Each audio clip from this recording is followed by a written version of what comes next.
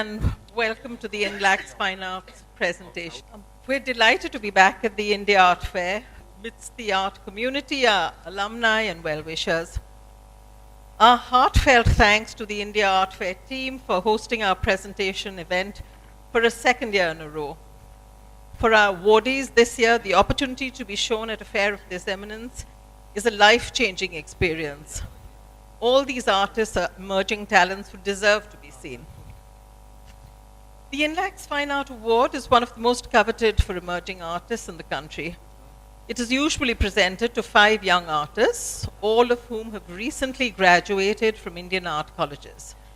The awardees receive financial support from the foundation through the year and also have the opportunity to attend a month-long residency in India.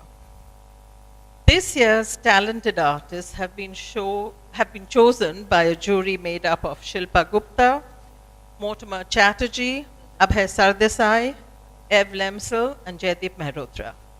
I cannot thank these jury members enough for spending long hours in a meticulous selection process to identify the awardees. Our flourishing arts program would not be what it is today without the vision of our chairman, Azad Shivdasani. It is under his guidance that we were able to identify the growing needs of art practitioners, like the need for short-term residencies and curatorial programs. Azad regretfully could not be with us today. However, he sends his best wishes to all, especially the 5 awardees. For those of you who would like to know more about the foundation, INLACS is known primarily as a scholarship awarding institution. This is still its major role in the recognized academic subjects, though it is also known as one of the foremost institutions to provide scholarships in the field of art and sculpture. In fact, since 1982, when Rekha Rudwitiya received the first art award, more than 240 artists have benefited by way of a grant, scholarship, or award. The foundation's other programs in support of the arts are not so well known. Our residency program allows Indian artists to work for varying periods of time at international institutions like Gasworks and the Delphina Foundation in London, the Darling Foundry in Montreal, ISCP in New York, Skowhagen in the state of Maine, Akshal Alwan in Beirut, and the Pistoletto Foundation in Italy. The residency program is also conducted in India at institutions such as One Shanti Road in Bangalore, What About Art, Kona and Space 118 in Mumbai, FIFA in Pune, and Khoj in Delhi. INLACS has run a 3-year curatorial lab program with JNU School of Art and Aesthetics. It also supports curatorial studies at a leading university overseas, an international training program at the British Museum, and grants museum fellowships. Before we start with the presentations, I'd like to update you on the foundation's recent developments. We have revamped our digital presence with our new website, blog, and face group for its recipients. And I would urge all of you to contribute and sign up to the blog and face group, as it is a great way to keep in touch with the happenings in our extended family. Our alumni constitute a key segment of our extended family. Year after year, members of our alumni like Manisha Parekh, Geeta Luthra, Shohini Ghosh, Aruna Vasen, and many others take time off from their busy schedules to help us select candidates for our scholarships. We truly appreciate their support. Now to this evening's program. We will begin the evening's events and we will screen Himali Singh Soin's moving image work, We Are Opposite Like That, produced for the Freeze Artist Award in collaboration with FOMA and Channel 4 Random Acts. The act is an ongoing series of interdisciplinary works made up of fictional mythologies for the poles, told from the non-human perspective of an elder who has witnessed deep time, the ice. Himali is this year's Freeze Artist Award winner and was supported by INLACS at the Dhaka Art Summit in 2018. Himali's practice spans text, performance, and moving image. She uses metaphors from the natural environment to construct speculative cosmologies that manifest the non-linear entanglements between human and non-human life. Himali, we greatly appreciate your sharing this with us. I think this is the first time the film will be seen in India and Delhi for sure, and we're really truly thankful to you for this. Thank you. Thank you. Thank you, Himali, really, for sharing this wonderful film with us. I'd like to invite Himali on stage along with Pallavi Paul now, please, for a short discussion. Pallavi is currently a PhD student at the School of Art and Aesthetics at JNU. Her practice speaks to poetic explorations of cultural histories, questioning the limits of speculation and facticity and evidence. Pallavi was supported by the INLACS Foundation at the Delfina Residency. So here we are. No, I really want to thank you. I mean, I've had the opportunity of seeing this work with you and also by myself before today, and I have told this to you in person, but I think I would take the opportunity to also kind of share this, that I feel that this work has, I mean, you know, it has such a wide geological sweep, mythological, historical sweep, but for me, what always astounds me every time I see this work is that you know, in the final instance, it almost starts to function like an observatory.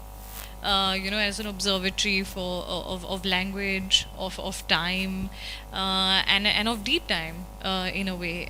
So I feel like the grammar of the entire piece somehow actually urges us to go closer to the question of observation and all of those sensations. So so yeah, thank you for this work, and I think I'd like to actually begin by asking you about the title of the piece, because we know that this is kind of a non-human landscape, and yet when we say we, what is this we, and really what is this kind of oppositional, because I see so many forces jostling over the surface of the work and of this time that is being evoked.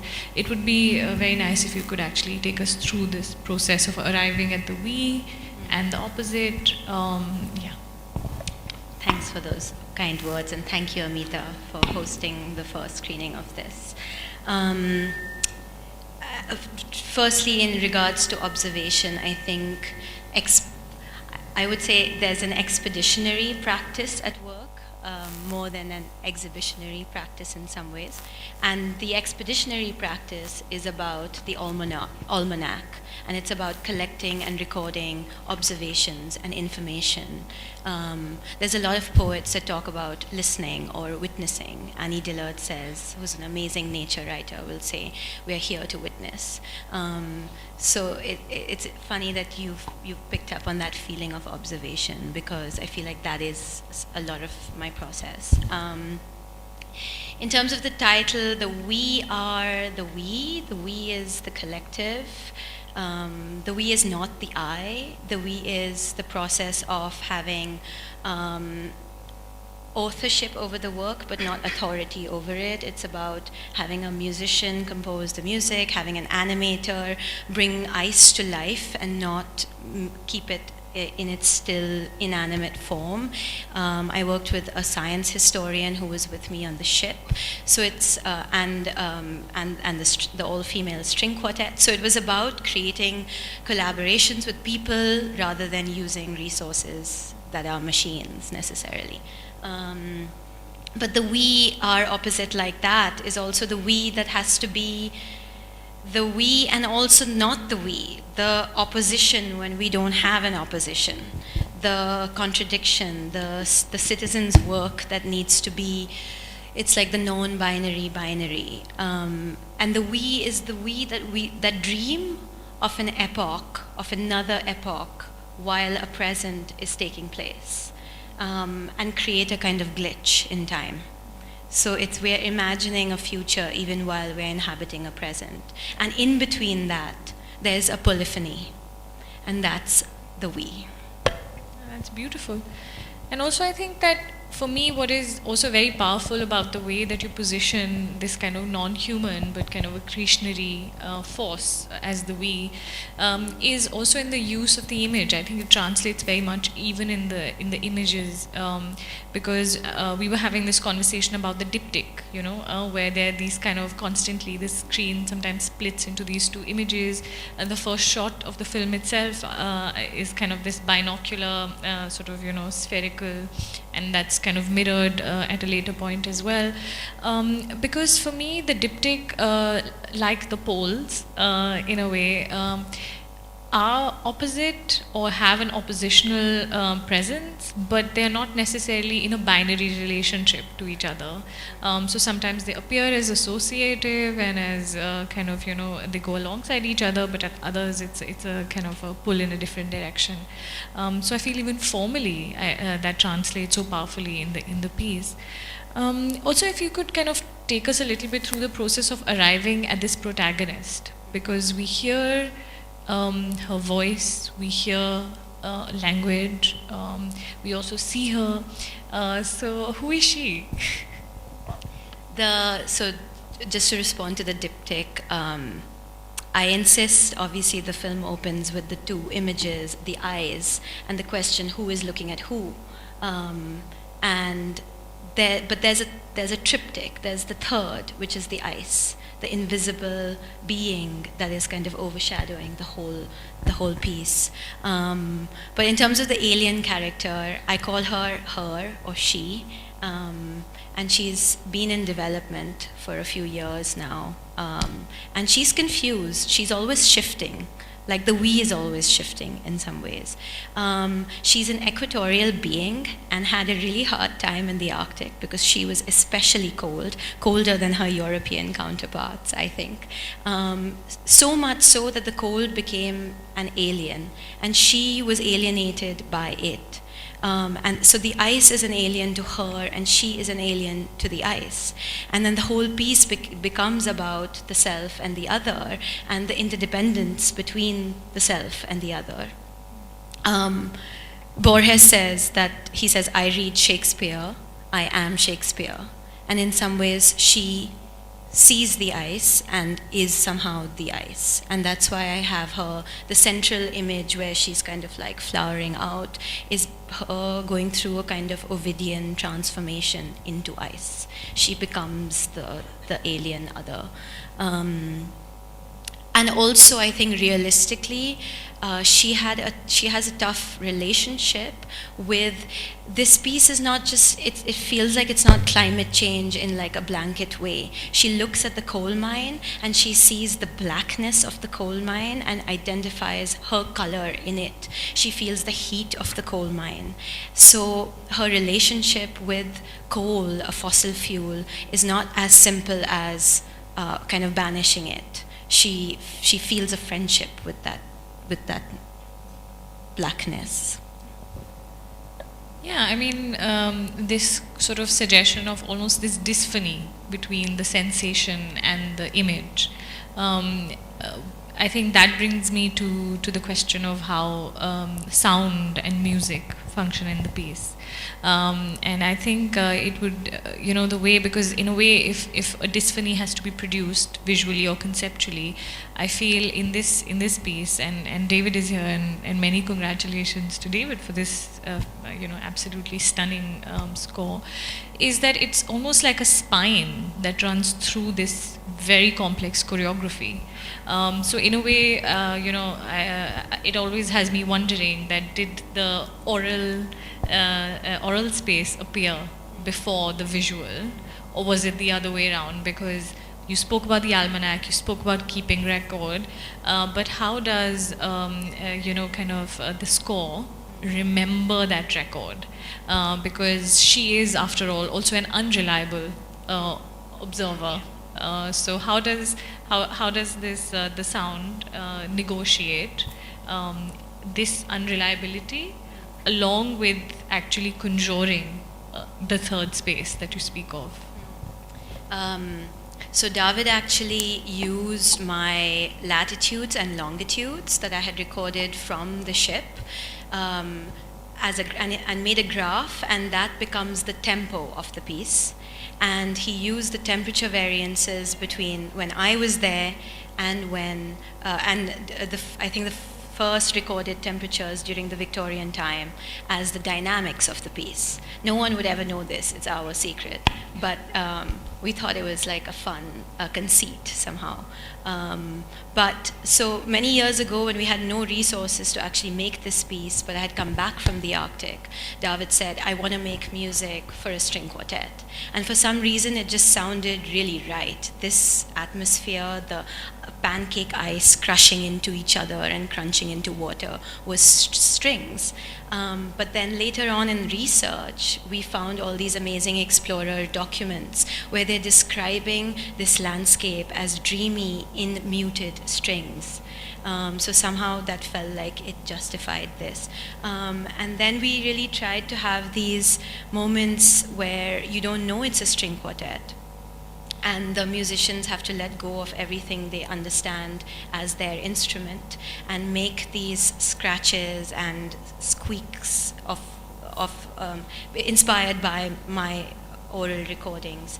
And then in between, where we have those Victorian sections, we have more familiar, like you know it's a string quartet, and they are borrowed from these melodic fragments of a Victorian composer named Edward Elgar, and it feels hopefully that it's kind of this ice is looming. But it happened kind of simultaneously. We weren't given very much time. We were given about 2 months to make this piece. So we were just kind of in each other's faces, being like, now I've made the image like this, and you sing. And it was kind of, it was sort of, you have to dream the ice. Yeah. Because I think the comfort of musicality is extended to us, but then is also withdrawn quite often. And I think that produces a memory of the music while the piece is still playing in a way. And I think that intensifies, or maybe also folds upon itself and intensifies the feverishness of this dream in so many ways. Make it sound so good. And also, I mean, this whole question of really who is witnessing, who is hearing this, who is watching, because there is this really fascinating bit in the piece where the foundling is this, almost kind of this autonomous wandering thing. So, and then you speak about the chronometer, you speak about all of these ways of keeping time, keeping observation. And while they have ceased to function, they continue to have a certain spin or autonomy or movement in the world. So how did kind of that fit into this landscape that you were witnessing when you were working on the piece? So in many ways, the Arctic and the Antarctic still almost stand for us as metaphors right now for places of not knowing. The sun moves along the horizon and never even rises. The brightest day in the winter is a full moon night. So everything that we understand of normal heavenly body movement is suspended. And in that sense, every record, every observation is unreliable. And she's unreliable. So her broken chronometer, recording 2 types of error. So what you begin to rely on is what is normally unreliable in our rational lives, and that is the body, and that is intuition, that is arbitrary gut feeling. So she says in the poem in the middle, she'd take kidneys over the North Star and water over watches. So kidneys at some point, before longitude was able to be measured at sea, sailors would try to listen to their kidneys because that is where the water was, and you can sense biorhythms with the ocean, or you count time with water. And this is all also in an atmosphere where Victorians are getting obsessed with measurement and rationality. So here she is relying on not knowing and using not knowing as a method of knowing. And poetry in that sense allows for that slippage, both in time and in language. Yeah. No, in fact, that's exactly. You use poetry similarly. Maybe you can. Yeah. No, I mean, I think there are definitely so many kind of common interests that we share in terms of poetry and language, and And for me, I do understand when you say that poetry almost becomes a way of negotiating this uncertainty or unreliability of the world as one is living through or witnessing it. And I think for me, it works also similarly in a way, because I use it almost as a distillery of ideas, of questions, because there is a precision at play in poetry, and yet the register of that precision is often does not come from the analytical, or it does not come from the scientific, or does not come from the the regime of sort of a certain kind of knowledge. Regime of manliness. Yes. Even though there's so many men writing poetry and writing manly poetry. But yes, I mean, I feel like poetry in this piece also does a similar thing, where the image fails us, or where the image of what cannot be, there, or what has not existed. I think poetry in a way inhabits that space, or what is yet to come. So in this piece, I feel like it's both an intimation of a certain kind of future, but also a recounting of a time that has elapsed. So when you were writing for this piece, did you think of, was it coming from a space of trying to imagine what could have happened? Or was it as a response to, because you use so much archival material, you use historical research, was the poetry emerging kind of as a response to that, or was it trying to inhabit the spaces which were not inhabited by all of these very kind of heavy materials that you were accessing? I don't know. I think it was a response also to our times. And we were just talking before when we met about how suddenly, for the first time, this piece to me is feeling not at all about Victorians. And it speaks very much to our present place of other, and the periphery closing in, and the center kind of widening to incorporate and also completely banish it somehow. That didn't answer your question, but somehow No, it was about displacing it in time. Yeah, because Also, at this time, Brexit was just about to happen in London. Yeah. So at least the press kind of imposed that onto narrative this piece. onto that. Yeah. No, because I think it is also a deeply political piece. It's also kind of very directly sort of addressing questions of colonialism, But what I really enjoy about this piece is, rather than thinking of it as a kind of narrative of power, you are also able to show the inner fragility of the colonial time and of the colonial imaginary, which in a way gives us hope, because if there is fragility, then there is room for displacement. And also the alien, maybe we can talk a little bit about what is the space of the alien, because it is this one identifiable wandering thing, and of course how you are negotiating certain kinds of expectation from the context that, because you were making this film also in the UK and with the Brexit moment, were you being consciously maybe asked to talk about the piece in those terms? And because you were addressing colonialism, but it's a very playful engagement, I feel, in a way.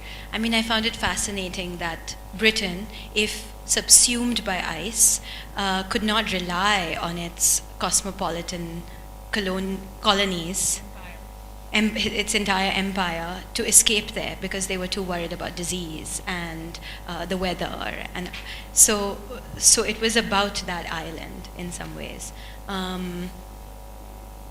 So Channel 4, because Channel 4 was a co-commissioner, gave me the prompt of State of the Nation, and I was like, no one can ever make a work about the state of the nation. That's impossible. But I found this tiny detail in history that was in popular science magazines at the time, and nobody knew about it. And somehow that alien figure I've already built up in previous works. So her character kind of emerged, and the alien became You described it really well yesterday when you said the intimate stranger. I like that, the intimate stranger. Also, in a way, things felt like they were at their cusp, both at the polls as well as when I was making the piece with Brexit, and they feel like they're at a cusp here, and this whole landscape is about loss and love, and that cusp between loss and love. The images and the loss of data in the images itself, but also ice melting everywhere around you. I was telling Pallavi yesterday, and this is the first time that I really said it in public, is that the artist who was filming me in all of these landscapes, and I in turn was filming her, because it's really hard to do it on your own in that extreme environment.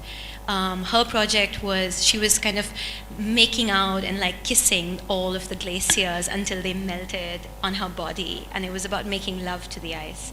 And she filmed me, and while I was making this, she died. And so this piece felt a lot like I was mourning dying glaciers, but I was mourning her, and I was mourning the person making these images in some ways, and these images that she was making of love. So it sort of like mingled without me wanting it to, with a public and a private history. I mean, it is a deeply moving tribute also to her, and yeah, and I think, well, you already sort of, introduced that idea, which is of the alien, and this moment in which the alien is really being recast, and as somebody who will be produced as an alien via, a lack in what is then the regime of truth. The regime of truth will impose a lack, and through that lack, the alien will then be conjured for us. And I know that with the, and today there has been a shooting in Shaheen Bagh. So also, I mean, how if we have to collectively then imagine, is there a way out of this alienness, that also perhaps the peace signals towards, because, and this maybe can also be the way we kind of open it out to questions, is that when she's really exiting or walking away from us, what is she walking towards? Is it a closure? Is it another beginning? Is it death that we are witnessing, or is it an act of defiance in a way? She says, it says she went inside the boat, anchored never too close to shore, because you can't actually anchor a boat too close to shore. You have to be sort of in the middle of the ocean.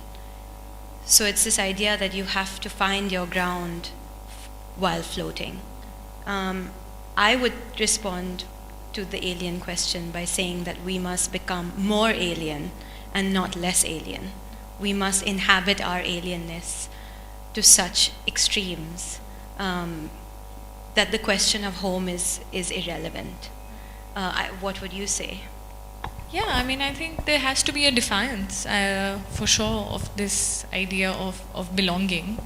And one, I think, collective thing to jostle with or wrestle with is, how does one actually uncouple this imagination of the self with actually an anchored origin? So in a way, these kinds of works in which just wandering and observation and being one with the moment is the, I think that is the hope, that is the force that can propel us towards a new imagination. So, thank you. I didn't know much about the film, so my first exposure was the screening. And what struck me, and I understand the fact that literally and it's metaphorical, but the fact that it's done at a time when we are very aware of the global warming, we are aware of the fact the ice caps melting, about the epoch of the Anthropocene. Is there some kind of a sort of hidden, latent, sarcasm involved in that? Or is it, the metaphor of my question. I mean, it's a little bit ironic. This is about deep freeze, and we are currently in a moment of great heat. But to me, again, it's the alien and the other. It's the same thing. It's the fear, actually, that is more interesting than the ice itself. But also the idea that ice is an archive of stories and of histories, and this archive is melting. So this is one way to begin to unfold that archive, and we can't do it in any other way than using fiction and history somehow. But it is about climate change, right? But it can't be about climate change. No, it's certainly not. But the fact that the roles have reversed so completely that 100 years ago we were scared of being frozen, Yeah. and now you're scared of being drowned, Yeah. there is a sort of shift in the perception, and the fact that you kind of hark back to that history. Of course, the fear of being wiped out of this existence in the earth remains. That's probably the common center. Yeah. But how, the imagination of cultural epochs have changed over the time is also something that is unmistakable. And I think that sort of hit me while watching the film. It's more like a comment than. Thank you. Thank you. Hi, Himali. Hi. So I know that you're a big fan of Proust, and obviously you were just discussing the process and how observation has played a very large role in this work. Would you say that your reading of Proust influenced your observation of all the phenomena in this work? Everybody should read Proust for their own reasons. Yeah, Proust makes you listen, Proust makes you watch for the details. But mostly, the experience of reading Proust was that by volume 3 or 4, Proust begins to read you. It's that idea of I read Shakespeare, I am Shakespeare. And that, I think, is that profound experience of the interdependence of the alien and the other, or the self and the reader, or with anybody. And that feels like it should be a way of being and knowing. We're delighted to have Rohini Devasar with us today. Rohini is one of our earliest INLAC's Fine Art awardees. She received the award in 2007. Rohini will now introduce the 2020 awardees to us. And thank you very much to the INLAC's Foundation. Can you hear me? Yes? Okay, closer. For inviting me to present the awardees of the INLAC's Fine Art Awards 2020. In her book on the work of the author A.S. Byatt, Jane Campbell has said, Byatt's characters grapple with the central work of the imagination, how invention can be true to reality in a way in which fact can never be, and indeed where the fact as such even exists. She gives her characters an intellectual curiosity, an appetite for actual and vicarious experience, and human warmth and empathy that enable them to speak ventriloquistically through the voices of many characters. Of empathy, Maya Angelou has said, I think we all have it. We may not have enough courage to display it. The word has a comparatively recent history. It was introduced to the English language in 1909, but it is perhaps best to point to David Hume's description of the state, where the minds of men are mirrors to one another. Against the backdrop of the ongoing protests in India, where more and more people are voicing their fear and concern against bills and acts that go against the very idea of what India is, the powers that be are consistent only in their utter lack of empathy. Instead, the two antonyms of empathy, hostility and indifference, have become the cornerstones of the dominant political narrative. Against all this, what stood out for me when I was looking through the work of tonight's awardees was empathy. So these are the works of this year's INLAC's Fine Art Grant awardees, as expressed in their own words. So, Ankur Yadav. The diorama becomes a point of entry to probe the tensions between knowledge produced by objective scrutiny and subjective readings, the lines between what's known and what's considered unknown, how epistemology and knowledge arrives at a certain set of canons to represent and deal with the known and the unknown, which might be cultural in nature and may or may not be functional in a universal sense, but often are imposed by agencies of power. With these sets of concerns, I used chaos, disorder, and rupture as a strategy while dealing with dioramas. Devika Sundar. Through these explorations, I examined the collective experience of others suffering from poorly understood, invisible physical illnesses and disabilities, particularly complex conditions presenting pain, inflammation, fatigue, and other chronic yet hidden symptoms.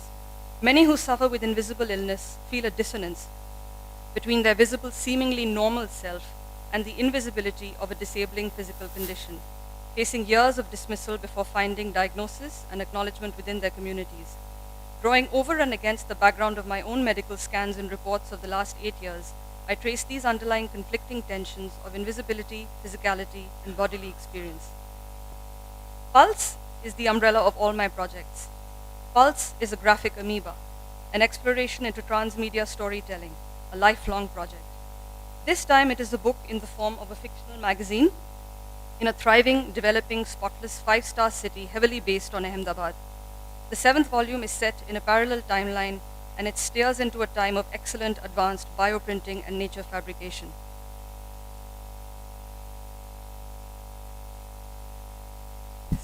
Swagata Bhattacharya. Segregated spaces within the city, demarcating walls, localities pushed to a corner, burning buildings creating smoke, trees separated from residential spaces are the elements focused upon in this work. Urban design and its narratives are intended to be shown here as a failure, as the absurdities of the arrangements and claustrophobic nature of the city is stressed. The city doesn't just remain a visual scheme, a design, but also a consequence of control and power which upholds a scene of deception against darkness. And finally, of his photographic project, Declaration of Empathy, Sandeep TK has said, "Though the focus is on my friends, I tell multiple stories with my camera about a sexual minority that is discriminated against, living on the margins of society, yet celebrating their lives, their gender choices, and asserting their right to be themselves. In these images, my friends posed for my camera in attire that reflected alternative lives that they could have led. The captions printed in italics directly below each image offer an insight into why they chose to project a particular self for the camera."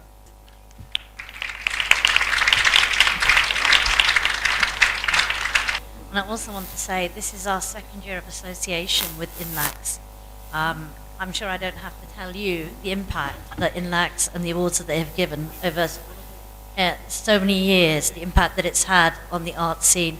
And when I think about some of the names that were mentioned today, you only have to go across the road into the exhibition halls where you can see so many people who have benefited from the support that INLAX have given them. I also want to say something about the awardees for last year. I'm really absolutely so happy to share with you that most of the awardees who were on this stage last year have been in selling with galleries in the booths across the way. So for that, I'm really, really grateful.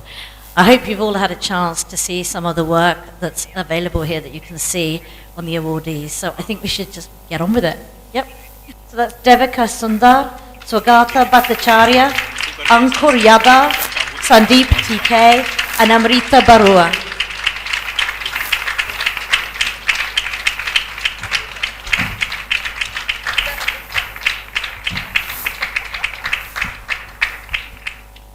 Ankur Yadav.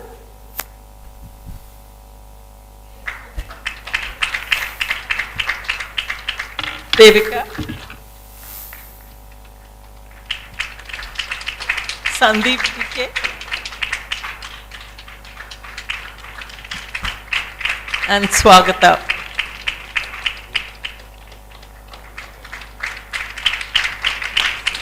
We have a display of all these artists' works outside, so when we move on for a drink a little later on in the evening, please have a look at all their work, and you're welcome to speak with them and ask them about their work.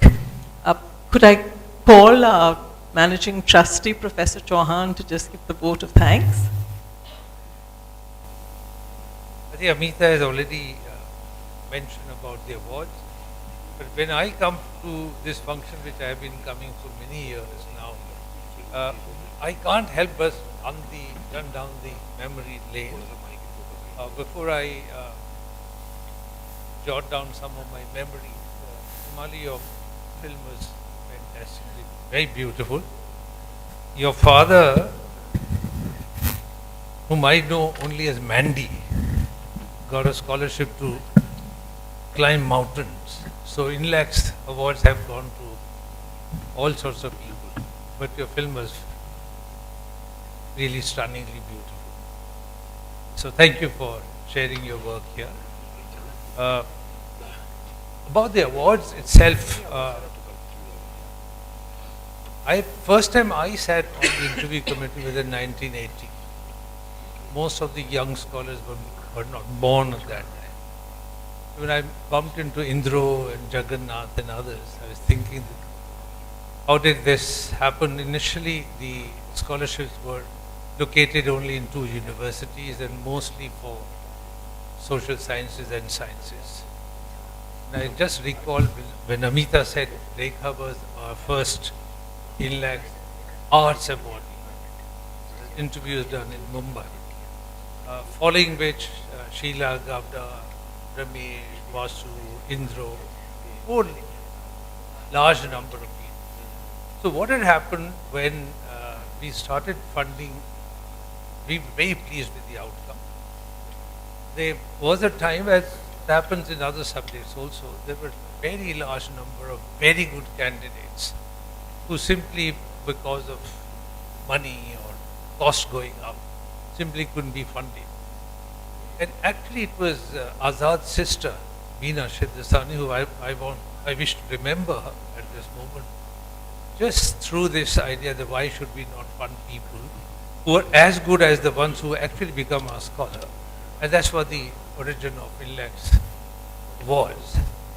And in the very beginning, the Manu, Madhvi, Manisha, the whole lot of INLAC scholars, including Rekha, Sheila, who got very excited and helped us through the INLAC awards as you see them.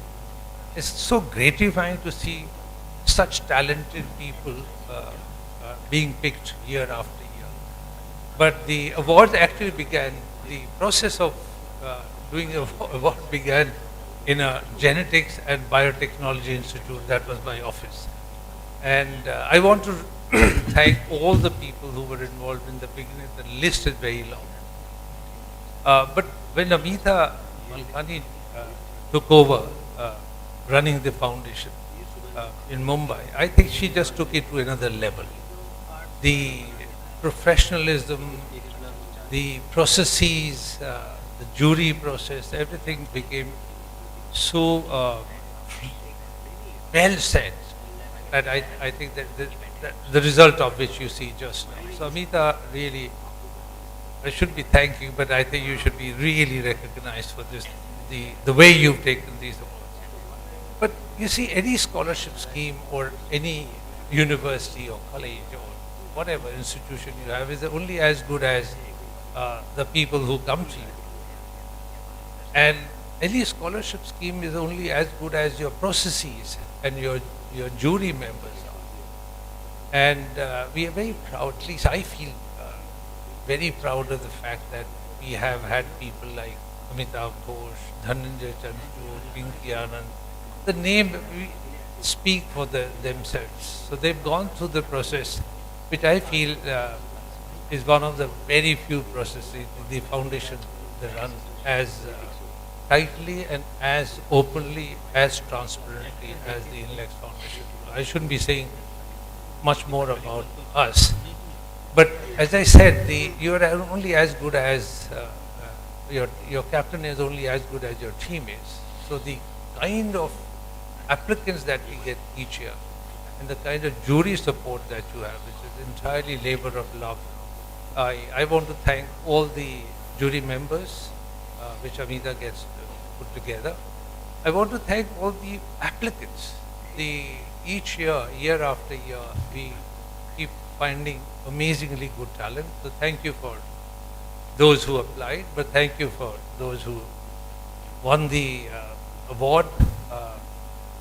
I know when I go around in Delhi, go for exhibitions or fairs, you stumble on very large number of awardees and things.